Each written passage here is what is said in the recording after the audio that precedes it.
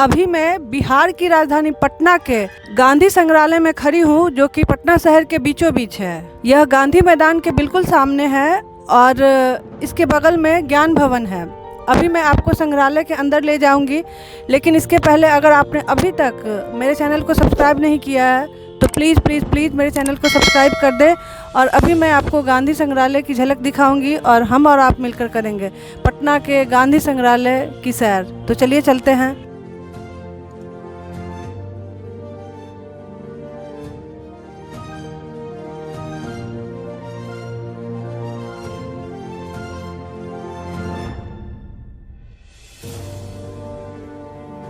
पीछे जो ये बड़ी सी मूर्ति आप देख रहे हैं, ये मूर्ति बहुत ही खूबसूरत है और इस मूर्ति में ये दिखाया गया है कि हमारे देश में सभी धर्मों के लोग एक साथ मिलजुल कर रहते हैं और यही हमारे देश की खूबसूरती है। तो चलिए देखते हैं कि अंदर और क्या क्या है। यहाँ पे बापू के 3 बंदर को दिखाया गया है। जो ये बंदर बता रहा है कि बुरा नहीं देखना चाहिए, बुरा नहीं सुनना चाहिए और बुरा नहीं बोलना चाहिए। जैसा कि आप देख पा रहे हैं, ये बापू जी के उपदेश हैं जो इस बंदर के माध्यम से यहाँ दिखाया गया है। देखिए, जब गांधी जी का एसेसिनेशन 30 जनवरी को हुआ तो उसके बाद हिंदुस्तान की जो पॉलिटिक्स थी वो टोटली चेंज होने लगी।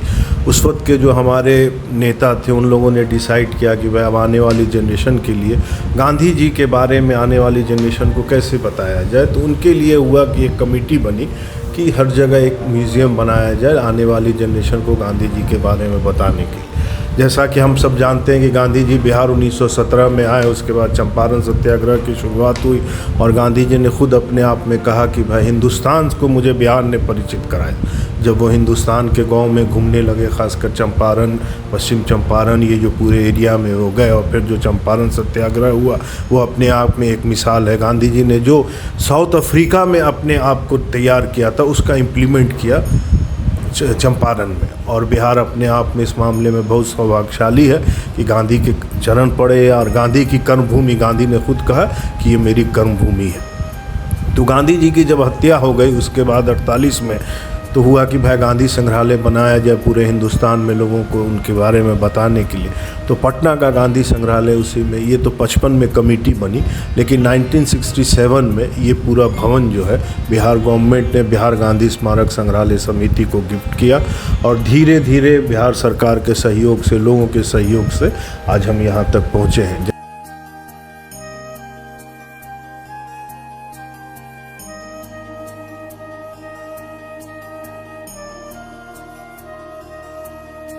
47 के देश में दंगे हो रहे थे, तो ये जो आप स्टेटमेंट माउंटबेटन ने कहा था गांधी के बारे में कि मेरे पास पंजाब में 55,000 सैनिक है लेकिन हम कंट्रोल नहीं कर सके, और गांधी नोआखाली से बिहार आते हैं और अकेला वाहिद आदमी पूरा बिहार घूम करके पूरे कॉमनल राइट को कंट्रोल कर लेता है। तो उस पर ये जो 1 मैन बाउंड्री फोर्स का टाइटल जो है ये लॉर्ड माउंटबेटन ने गांधी को दिया था। इस पैनल में हम लोगों ने उसी को दर्शाया है और उनके स्टेटमेंट हम लोगों ने यहाँ पे लगाए।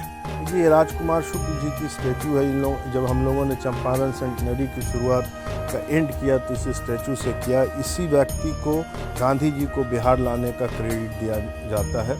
ये चंपारण के एक साधारण से किसान, लेकिन डेडिकेशन इतना था कि जहाँ जहाँ गांधी गए उनके पीछे पीछे घूमते रहे। अंततः 1917 में ये गांधी को बिहार लाने में सफल हुआ।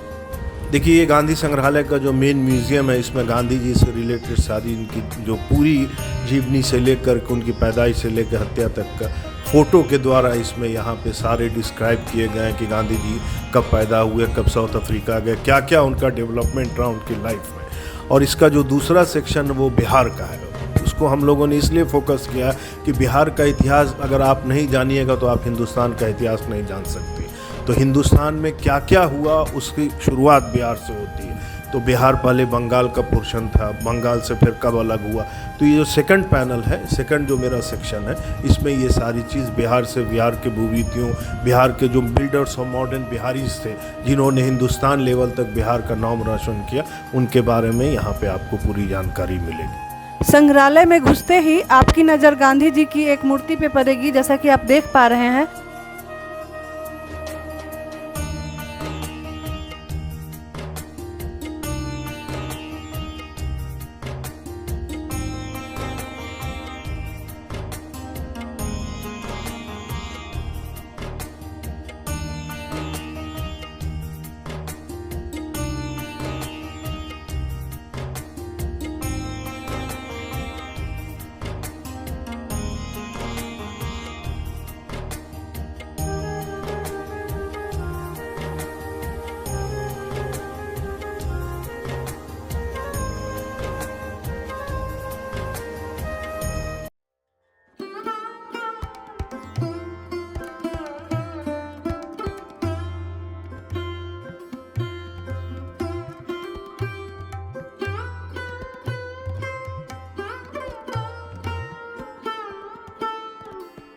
इस म्यूज़ियम में गांधी जी की बहुत सारी तस्वीरें लगी हैं और इस तस्वीरों के माध्यम से हम ये कह सकते हैं कि गांधी जी ने किस तरह से बिहार को अपना कर्मभूमि माना।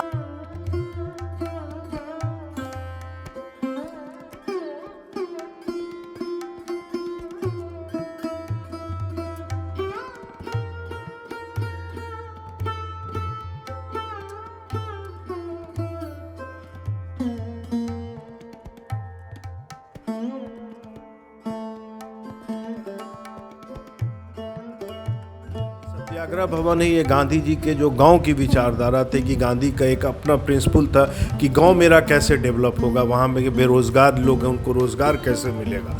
तो इसमें उन्होंने चरखे की शुरुआत की, चरखे से उन्होंने सूत काटा और खादी वगैरह का उनका प्रोग्राम चला।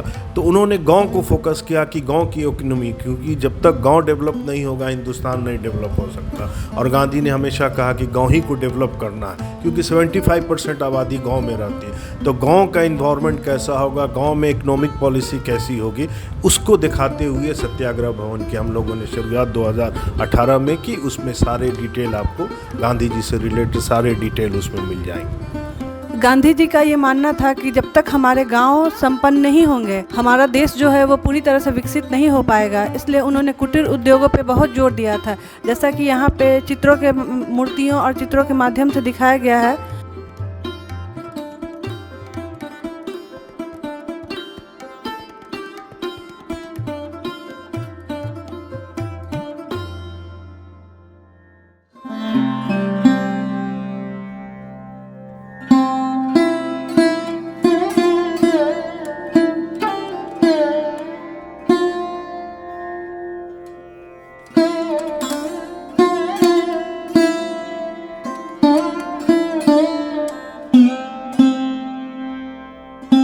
हम लोग स्वच्छता साक्षरता की बात कर रहे हैं। गांधी जब चंपारण में आए तो उन्होंने अपनी टीम के साथ गांव में लोगों को, खासकर महिलाओं को शिक्षित किया कि कैसे अपने आप को स्वच्छ रखना है, कैसे सामने का अपने आप का जो सराउंडिंग में पर्यावरण है, बहुत फोकस किया गांधी ने। तो स्वच्छता के लिए गांधी शुरू से रहे और उन्होंने कहा कि जब तक स्वच्छ आप अपने आप को नहीं रखिएगा, आपकी आत्मा स्वच्छ नहीं हो सकती है। तो स्वच्छता पर उनका तो जीवन से ये था और उन्होंने प्रेरित किया और शिक्षित किया।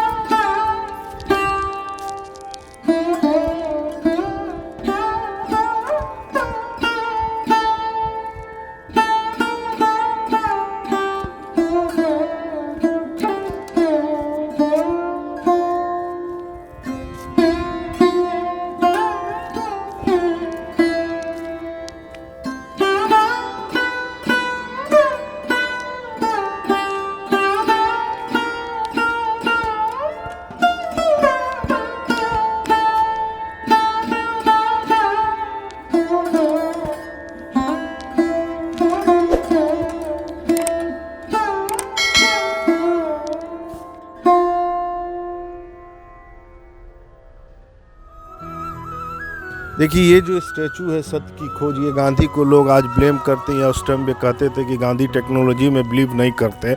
वो बहुत बिलीव करते थे। वो कॉमन मैन को काम देने का प्रेशराइज ज़्यादा करते थे बनिस्बत मशीन को। लेकिन उन्होंने जब इसमें बायोस्कोप में गांधी कीटाणु को देख रहे हैं और इसी को देखने के बाद उन्होंने कहा था कि सत्य ही ईश्वर है। सबसे छोटे सूक्ष्म सुख जिसको हमारी आंख नहीं देख सकती, उसको बायोस्कोप से देख करके गांधी इस पे सत्य की खोज और सत्य ही ईश्वर की बात करते रहे। ये जो स्टैचू आप देख रहे हैं, इसमें गांधी जी और रविन्द्रनाथ टैगोर जी हैं। ये गांधी और रविन्द्रनाथ टैगोर की 1940 की मुलाकात है शांति निकेतन में।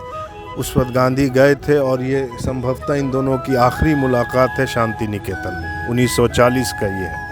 एक हमारा सेक्शन होमेज टू महात्मा है, उस पर जब गांधी जी का एसेसिनेशन हो गया, जब उनकी हत्या हो गई, तो वर्ल्ड के लीडर और हिंदुस्तान के लीडर ने जो उनको ट्रिब्यूट पे किया है, उसको हमने जनता के लिए रखा। क्योंकि ये चीज़ किताबों में है, लोग बहुत कम आजकल किताब पढ़ते हैं। तो एक प्लेटफॉर्म हमने बनाया है कि जो विजिटर हमारे यहाँ आते हैं वो जानना चाहते हैं कि जो उस टाइम में गांधी के कंटेम्प्रेरी लीडर्स थे, उन्होंने जो वर्ल्ड के लीडर और हिंदुस्तान के लीडर ने जो उन्हें श्रद्धांजलि दी है, वो उस सेक्शन में हम लोगों ने दर्शाया।